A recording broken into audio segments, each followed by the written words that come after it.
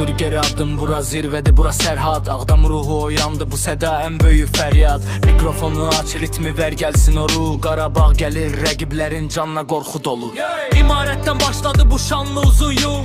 Her addımda bir tarih, her oyunda bir gol. Qaçqın düşen komanda ama ruhu sarsılmaz. Bu irade karşısında hiçbir set dayanmaz. Qurban Qurbanov, şahmatçı tek gurur oyunu. Böyük devlerin meydanda bükülür boynu. Şampiyonlar Ligası, Avropa geceleri. Sarsıttık Madrid'i, Lərzəyə saldıq neçələri.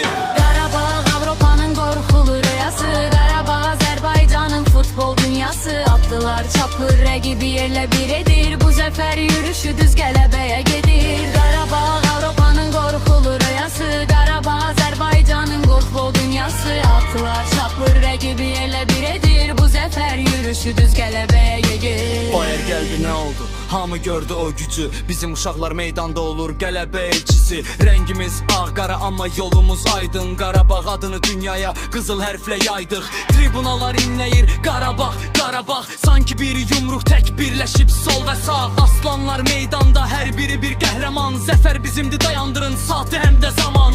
Bu sadəcə futbol deyil, bu bir millətin səsidir. Bu Şuşanın, Ağdamın azadlığı nərməsidir. Köhlən atlar şahə qalxır, toz duman bürüyür. Qarabağ erkək tarix yazaraq irəli yürür.